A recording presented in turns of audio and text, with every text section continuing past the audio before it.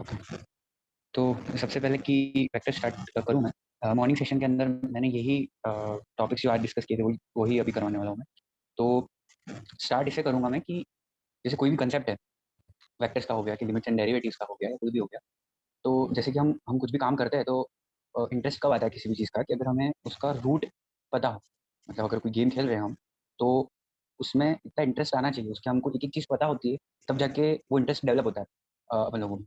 तो सिमिलरली अगर आप पढ़ रहे हैं, तो मुझे ऐसा लगता है कि जो मैंने ऑब्ज़र्व किया अभी तक, कि जैसे सपोज़ करो कि अभी वेक्टर्स पढ़ने वाले हैं, तो हमें अगर उसका अ, थोड़ा भी ऐसा है कि हमें नहीं पता है कि ये कहाँ से डेवलप हुआ, क्यों डेवलप हुआ, हम क्यों पढ़ रहे हैं, तो वो इतना इंटरेस्टिंग नहीं लगता है फिर। तो इसलिए मैंने ये सोचा कि इन सेशंस के थ्रू अगर जो भी आते हैं वो, या फिर मैं रिकॉर्ड कर रहा हूँ तो ये यूट्यूब पे भी आएगा, तो अगर किसी को इससे हेल्प होती है तो हो जाए। तो मेनली ये होने वाला है कि मैं वेक्टर्स के वो चीज़ें भी बताऊंगा जो कि टेक्स्ट बुक्स में है और जो नॉर्मली पढ़ाई जाती है, लेकिन मेन जो मुझे लगता है कि वेक्टर्स का डेवलपमेंट कैसे हुआ, वेक्टर्स कहाँ से आए, क्यों जरूरत है हमें उनकी, और एक्चुअली वेक्टर्स ही क्यों नाम दिया उसे। तो आप ज़्यादातर जानते हैं कि कोई भी वर्ड्स होते हैं तो वो लैटिन लैटिन वर्ड्स होते हैं। ओके, तो ये भी कुछ ऐसा ही है, ये भी लैटिन वर्ड ही है। एंड इसकी स्टार्टिंग बहुत सारे ऐसे कंसेप्ट जैसे लिमिट्स एंड डेरिवेटिव्स है जिसके आज हम नेम्स जानते हैं। बहुत सालों पहले भी ये सारी चीजें चलती हुई है, लेकिन उसके नेम्स नहीं होंगे, बाद में इनको नेम्स दिया गया है। और मजा उसी में है कि जब मैथ्स पढ़ रहे हो तो मजा उसी में है कि आप स्क्रैच से कोई चीज डेवलप कर रहे हो, भले ही नाम नहीं दिया उसका, लेकिन आपको उसका A to Z पूरा पता है, उसकी रूट पता है कि वो कहाँ से आ रहा है, क्यों जरूरत है हमें। मतलब जैसे वेक्टर्स की बात करें तो हुआ ये कि जैसे फिजिसिस्ट जो जितने भी हैं, मैथमेटिशियंस हैं, ठीक है, आजकल के टाइम पे तो कंप्यूटर साइंस भी इतना डेवलप हो गया, तो हम तीन पर्सपेक्टिव से देख सकते हैं वेक्टर्स वेक्टर्स को। ओके, फर्स्ट पर्सपेक्टिव है फिजिसिस्ट की रेफरेंस है, एक है कंप्यूटर साइंस स्टूडेंट की रेफरेंस है, और एक है मैथमेटिशियंस की रेफरेंस है। तीनों की रेफरेंस में वेक्टर्स अलग अलग। ओके, फिजिक्स जब पढ़ते हैं हम, तो उसमें वेक्टर्स का जो भी कंसेप्ट है वो ये कहता है कि ऐसी कोई चीज, ऐसी कोई फिनोमिना जो कि लाइक उसका मैग्नीट्यूड हो, मैग्नीट्यूड लाइक हम डिस्टेंस है तो मैग्नीट्यूड क्या होगा, 6 किलोमीटर की मैग्नीट्यूड है। स्केलर क्वांटिटी, स्केलर का मतलब है कि जो सिर्फ जिसको सिर्फ और सिर्फ हम कैलकुलेट कर सकते हैं, क्वांटिफाई कर सकते हैं। ओके, लेकिन वेक्टर्स ऐसी चीज है जिसको हम कैलकुलेट भी कर सकते हैं, वो कितने अमाउंट में प्रेजेंट है और वो किस डायरेक्शन में है वो भी कैलकुलेट कर सकते हैं। फॉर एग्जाम्पल कि कोई फोर्स लगा रहे हैं, हम किसी पर्टिकुलर ऑब्जेक्ट पे फोर्स लगा रहे हैं। ओके, तो इस ऑब्जेक्ट पे फोर्स किस एंगल से, किस साइड से लग रहा है, उस पर डिपेंड करेगा कि ये कितनी स्पीड से आगे जाएगा और किस डायरेक्शन में जाएगा। ओके, सपोज कि अगर मैं लेफ्ट साइड से फोर्स लगाता हूँ कुछ पर्टिकुलर, अब वो फोर्स है तो फोर्स न्यूटन में है, वो सबकी भी एक अलग स्टोरी है कि वो न्यूटन में तो उस जानने में सबसे ज्यादा मजा आती है। अगर आप फोर्स को सिर्फ फोर्स की तरह पढ़ोगे, फोर्स है ये न्यूटन में कैलकुलेट होता है, नहीं। लेकिन फोर्स का एक्चुअली रूट, फोर्स को फोर्स का नाम दिया गया, क्यों दिया गया, किसने दिया, वो इतना इंपॉर्टेंट नहीं लगता मुझे, लेकिन क्यों दिया गया, ये इसका इसका बॉन्ड कहाँ से हुआ, ये जरूरत क्यों पड़ रही है हमें। सीधी सीधी सी बात है कि अगर हम फिजिकल वर्ल्ड में रह रहे हैं तो उस वो ये सब होता है, फोर्स आया, उससे न्यूटन बना, उसकी उसकी क्या कहते हैं उसे, यूनिट्स डेवलप हुई। तो ये इस डायरेक्शन में फोर्स लग रहा है, तो ये जो फोर्स है वो कितना लग रहा है वो भी हम कैलकुलेट कर सकते हैं, और ये किस डायरेक्शन में लग रहा है ये भी कैलकुलेट कर सकते हैं। तो फिजिक्स ऐसा बोलता है कि ये वेक्टर, इसे वेक्टर क्वांटिटी, ये वेक्टर क्वांटिटी है, फोर्स हो गया। ओके, अब जो जिस जिस टाइम की मैं बात कर रहा हूँ जब वेक्टर डेवलप हुआ, उस टाइम पे मैक्सवेल थे, विलियम हैमिल्टन थे, डिप्स थे, ये सारे साइंटिस्ट जितने भी मैथमेटिशियन फिजिसिस्ट थे, मेनली फिजिसिस्ट, वो जब फिजिकल वर्ल्ड की प्रॉब्लम से डील करते थे तब उन्हें ऐसा हुआ कि ये जो चीजें जो मतलब इतने छोटे लेवल पे, माइक्रो लेवल पे या मैक्रो लेवल पे एक्ट कर रही है, उसका कुछ ना कुछ डायरेक्शन से, किस डायरेक्शन में वो लग रही है उससे लेना देना है। तो वहां से वो वेक्टर का बॉर्न हुआ, और स्पेशली कहाँ से बॉर्न हुआ वो बताऊंगा, लेकिन उनको एक जरूरत महसूस नहीं हुआ फिजिसिस्ट को। ओके, तो जैसे कि ये मैंने बताया आपको कि फिजिक्स के पॉइंट ऑफ व्यू से लाइक वेक्टर है, ठीक है, तो किस डायरेक्शन में लग रहा है, तो उसको पहले तो सबसे पहले मैग्नीट्यूड होता है, मैग्नीट्यूड होगा। ओके, और सेकंड है कि डायरेक्शन। तो ऐसी कोई भी क्वांटिटी उसको वेक्टर क्वांटिटी बोलते हैं। ओके, यहाँ फोर्स का एग्जांपल जनरली दिया जाता है। तो ये हो गया फिजिक्स पॉइंट ऑफ व्यू से। सेकंड है computer science point of view से। कंप्यूटर साइंस वाला क्या बोलता है कि उन लोगों को कोडिंग कोडिंग करनी पड़ती है, और बहुत बहुत लाइक गेमिंग्स और इस सब में भी ये पहुंच जाता है पूरा। तो उसमें वेक्टर्स का क्यों जरूरत है कि एक प्रॉपर अरेंजमेंट, उनकी नजर में एक प्रॉपर अरेंजमेंट है, एरे बोल सकते हो उसे, एक प्रॉपर अरेंजमेंट। सपोज करो कि एक हाउस है, ठीक है, उन्होंने कोई कैलकुलेटर बनाया या कुछ ऐसा किया कंप्यूटर के अंदर, तो वो पर एरिया, एरिया जितना है उस एरिया पूरा घर का, उसका और उसके रेट का, ठीक है, उसको एक प्रॉपर एरे में वो लोग डिफाइन कर देते हैं कि सपोज करो कि यहाँ पे एरिया लिख देते हैं कि ये कितना स्क्वायर फुट एरिया है और ये उसकी प्राइस। तो कंप्यूटर साइंस स्टूडेंट्स और रिसर्चर के लिए ये इंपॉर्टेंट है कि इसको प्रेजेंट कैसे किया जाता है। तो वो लोग कोई भी क्वांटिटी को इस टाइप के एरे में फिट कर देते हैं और इन्हीं वेक्टर बोलते हैं। और ये वेक्टर, ये कंप्यूटर साइंस के पॉइंट ऑफ व्यू से है, ये फिजिक्स फिजिक्स के पॉइंट ऑफ व्यू से है। मैथ्स का बोलता है कि तुम इन दोनों को यूनाइट करो, ये भी ले लो, ये भी ले लो। अपन जब 12th में होते हैं तो ऐसा होता है कि vector okay 2i plus 3j plus 4k, ये एक वेक्टर है। लेकिन पर्टिकुलरली देखा जाए तो ये एक फिजिक्स पॉइंट ऑफ व्यू से वेक्टर है। ओके, लेकिन मैं आपको कहूँ कि जो 12th क्लास के स्टूडेंट है, मैं उनको कहूँ कि एक मैट्रिक्स भी वेक्टर है, तो ऐसा होगा कि कैसे पॉसिबल है। तो मैथ्स के अंदर एक टॉपिक पढ़ा जाता है लीनियर अलजेब्रा। बहुत वाइड टॉपिक है, बहुत वाइड वैरायटी का इसका यूज है। आज की गेमिंग, कंप्यूटर साइंस, कोडिंग, जो भी आप जितनी भी चीजें देख रहे हो, उसमें इसके बिना कुछ नहीं है, कुछ पॉसिबल नहीं है। वेक्टर एक बेस पे है, वेक्टर आप नाम दे दो तो एक रिजिड चीज लगती है कि पढ़नी पड़ रही है और वो है। लेकिन ये बहुत ही इंटरेस्टिंग चीज है, क्योंकि आप फिजिकल वर्ल्ड में रहते हो तो आप आसपास चीजों को देखते हो, तो आपके रेफरेंस पॉइंट से आप बहुत सारी चीजों को इधर उधर देख पा रहे हो। कोई चीज आपसे इतने डिस्टेंस पे पड़ी हुई है, इतने एंगल पे है, ठीक, ऐसा तो नहीं कि सीध में ऊपर भी हो सकती है, नीचे भी हो सकती है, किसी एंगल पे हो सकती है। ये वेक्टर ये सारी चीजों को कवर कर लेता है। तो मैथ्स वाले बोलते हैं कि एक पर्टिकुलर, कुछ पर्टिकुलर प्रॉपर्टीज अगर कोई चीज फॉलो करे तो वो वेक्टर है। ठीक है, वो हो गया वेक्टर एडिशन, हो गया उसका, उस चीज का, उस क्वांटिटी का कोई पर्टिकुलर नंबर से प्रोडक्ट, स्केलर से प्रोडक्ट अगर होता है, तो ये ऐसी कुछ प्रॉपर्टीज है जो उसे वेक्टर बताता है। तो मैथ्स पूरे को यूनिफाई कर देता है, फिजिक्स भी आ जाती है, कंप्यूटर साइंस भी आ जाती है उसका। तो अगर आप मैथ्स के पॉइंट ऑफ व्यू से देखोगे तो आपका फिजिक्स भी क्लियर है, कंप्यूटर साइंस का भी लाइक वो एरिया भी आपका क्लियर हो सकता है। ओके, तो जैसे कि आपने एर्गेंड का नाम सुना, कॉम्प्लेक्स नंबर जब पढ़ते हैं तो वो एर्गेंड प्लेन होता है। तो एर्गेंड एक मैथमेटिशियन का नाम था। वो, उन्होंने ऐसा बोला कि अगर आप कॉम्प्लेक्स नंबर क्रिएट कर रहे हो, जैसे उन्होंने कॉम्प्लेक्स नंबर बताया कि कॉम्प्लेक्स नंबर किस टाइप के होते हैं, 2 + 5 आई होता है, जहाँ पे आई क्या है, ये है, ये आई ऐसा डिफाइन है। इसकी भी एक पूरी स्टोरी है, अगर हम ये भी सेशन लेंगे तो इसमें ये भी बताएंगे कि कॉम्प्लेक्स नंबर आई कैसे, उनकी जरूरत कैसे आई और क्या करते वक्त मैथमेटिशियंस को ये ऑब्जर्व हुआ। ऐसा तो है नहीं कि सो रहे अपने आप पता चल गया कि ओके कॉम्प्लेक्स नंबर, नहीं ऐसा, इनकी भी एक स्टोरी है। तो एर्गेंड ने क्या किया कि इसको कहा कि इसको आप कॉम्प्लेक्स प्लेन पे दिखा सकते हो। कॉम्प्लेक्स प्लेन पे दिखा दिया आपने, कैसे दिखाया कि ये रियल पार्ट है, ये इमेजिनरी पार्ट है, तो दो एक्सिस होती है। अब नॉर्मल, अब हर एक चीज को दिखने का एक वे होता है। अगर आप ऐसे देखो कि ओके एक्स एक्सिस ड्रॉ की, वाई एक्सिस ड्रॉ की, पता नहीं क्यों ड्रॉ की, पर कर डाली, ऐसा नहीं है।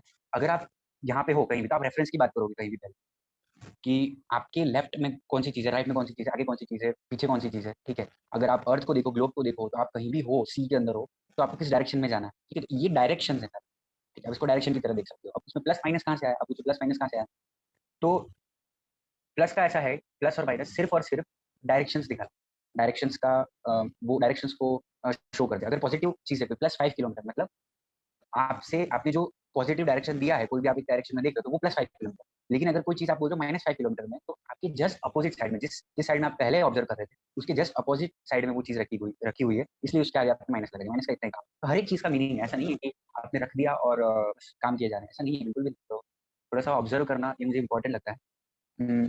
तो जैसे कॉम्प्लेक्स नंबर्स का बताया मैंने, तो इसको आप 2 + 5 आयोटा, सपोज करो कि ये इधर है, 2 + 5 आयोटा, ये नंबर इधर है Z, ठीक है। ये Z को आप प्लॉट कैसे करोगे, तो हम 2 चलेंगे रियल एक्सिस पे, इसको रियल एक्सिस बोलेंगे, और ये इमेजिनरी एक्सिस है, जो वाई एक्सिस हम बोलते हैं वर्टिकल, हॉरिजॉन्टल वाली रियल। तो ये 2 चले यहाँ पे, और ऊपर वर्टिकल साइड में चले 5, तो हम पहुंच गए ये कॉम्प्लेक्स। इसको ऑर्डर पेयर में बताना, ये भी अलग है, बताया कि आप कॉम्प्लेक्स नंबर्स को बता सकते हो ऑर्डर पेयर्स में, ठीक है।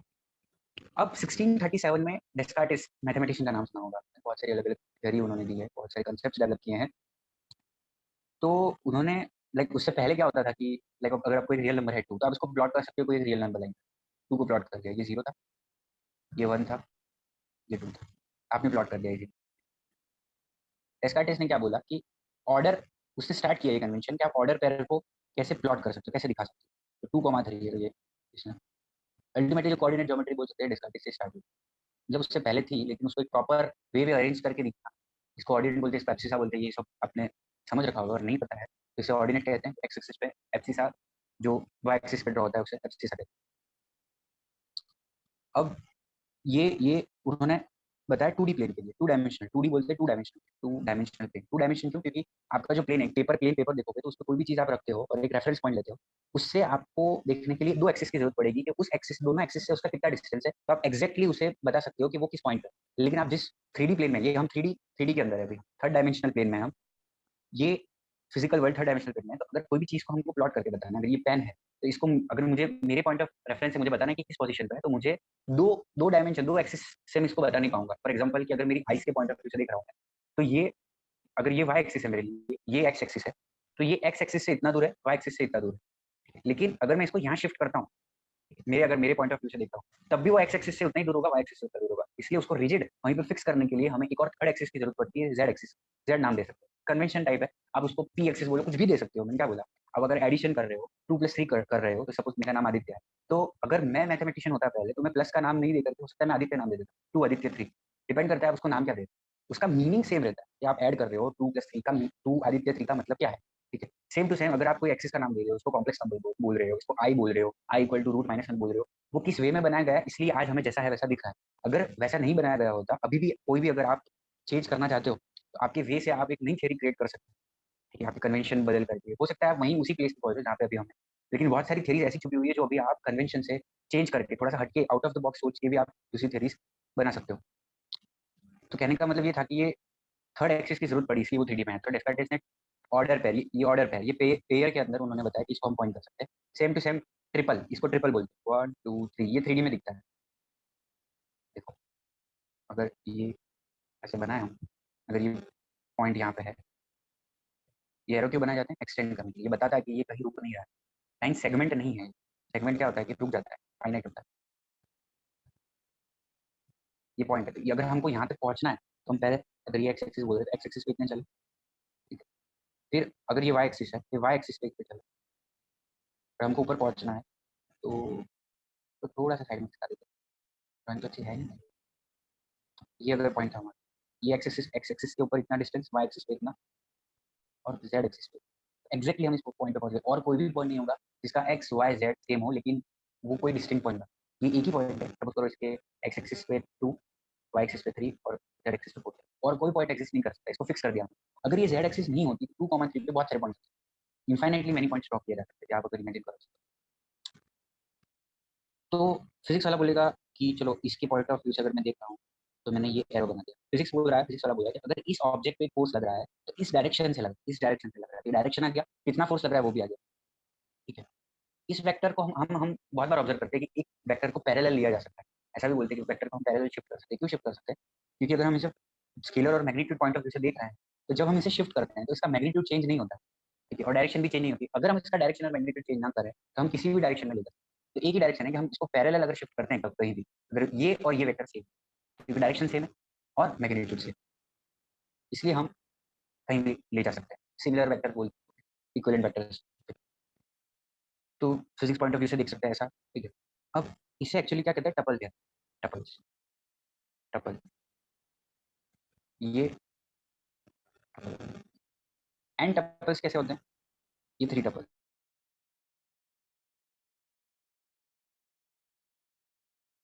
एन टपल या फिर एन डायमेंशन, ऐसा भी बोल सकते हैं।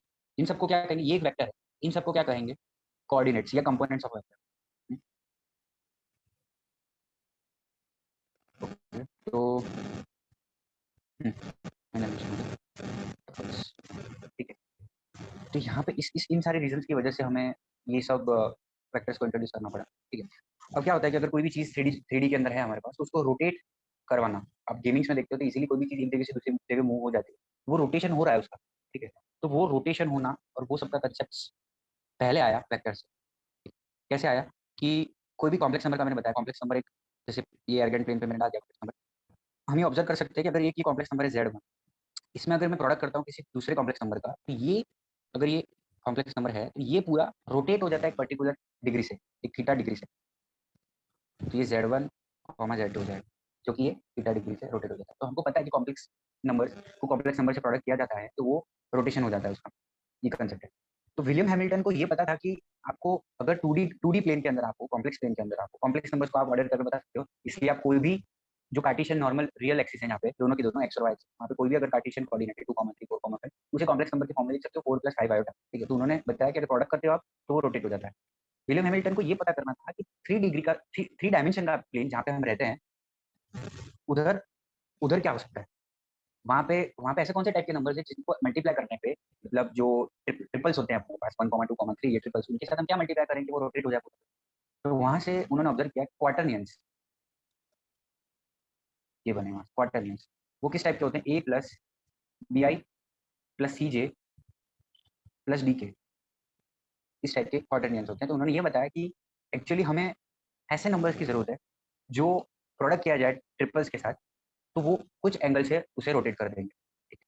तो यही Cartesian geometry, Cartesian coordinate, Cartesian geometry और क्वाटरनियंस की जो स्पेशल चीजें हैं, उनसे मिला करके वेक्टर अलजेब्रा का बहुत, ठीक है, पोजिशनिंग करना, रोटेट करना एक एंगल से, ठीक है। और उसके एप्लीकेशन आप देखने जाओ तो आपको मैंने बताया गेमिंग, कंप्यूटर साइंस, फिजिक्स की कोई भी बड़ी-बड़ी थ्योरीज देख लो। फॉर एग्जांपल कि क्या इसका एक एप्लीकेशन है, मैक्सवेल जो थे, मैक्सवेल्स ने 12 इक्वेशंस दी थी उन्हें, ठीक है।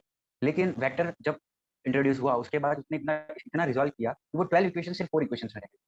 तो ये भी है कि आप जब इक्वेशंस के साथ डील करते हो, जब आप रियल लाइफ एग्जांपल्स में जाते हो तो इक्वेशंस बहुत फ्रीक्वेंटली देखने मिलती है। तो आप वेक्टर अलजेब्रा के थ्रू उसे बहुत ईज़िली सॉल्व कर सकते हैं। इसलिए जब फिजिकल वर्ल्ड में रहते हैं तो यही एप्लीकेशन है वेक्टर का और बहुत वाइड एप्लीकेशन है। आप कहीं भी देख सकते हो, कहीं भी जाओगे, कोई भी फील्ड में जाओगे, वेक्टर चाहिए ही चाहिए। कि अगर आप नहीं लेते हो तो आपका काम कोई और तरीके से ईज़ी हो सकता है, वरना वेक्टर्स जो है वो इस कांसेप्ट को बहुत ही ईज़ी और एक डिफाइंड तरीके में सॉल्व कर देते हैं, बहुत ईज़ी तरीके। तो अब ये पता चल गया कि वेक्टर्स कैसे होते हैं। वेक्टर्स को कुछ लोग ऐसे लिखते हैं 2i + 3j + 4k। ये वेक्टर इस फॉर्म में लिखते हैं, कुछ लोग लिखते हैं 2, 3, 4, ये भी वेक्टर। तो जैसे मैंने बताया कि मैथ्स में लीनियर अलजेब्रा वो जनरलाइज़ कर देता है ये चीज़। तो वो प्रॉपर्टीज़ क्या है कि इक्वालिटी ऑफ वेक्टर्स, 2 वेक्टर हैं वो इक्वल कब कैसे, कोई भी 2 वेक्टर। फिर उनका एडिशन कैसे होता है? अब एडिशन होता भी है, अब ऐसा तो किसी को आएगा नहीं कि वेक्टर है तो वेक्टर का एडिशन करना है, ऐसा नहीं है। जब आप प्लेन्स में देखते हो तो वेक्टर एक वेक्टर है, दूसरा वेक्टर है, ठीक है? अब वो 2 वेक्टर्स का, जैसे ये एक वेक्टर है, दूसरा एक वेक्टर है, अब ये 2 वेक्टर का सम करना है, मैं सम क्यों करूँगा? इन दोनों का प्रोडक्ट क्यों करूँगा?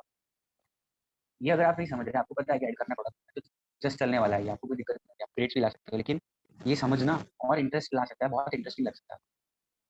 ये सारी चीज़ें हैं, मैं नेक्स्ट सेशन जब दूसरा मैं अनाउंस करूँगा जब भी, तब मैं ये सारी चीज़ों के रीज़न्स के साथ बताऊँगा कि ये एक्चुअली में एडिशन ऐसा क्यों है? जैसे पैरेललोग्राम का लॉ, उस उसमें ऐसा एडिशन क्यों होता है? ठीक है, शिफ्ट करके वेक्टर शिफ्ट करके ही क्यों ऐड होता है? वो काम कैसे करता है? प्रोडक्ट कैसे होता है? डॉट प्रोडक्ट कैसे होता है?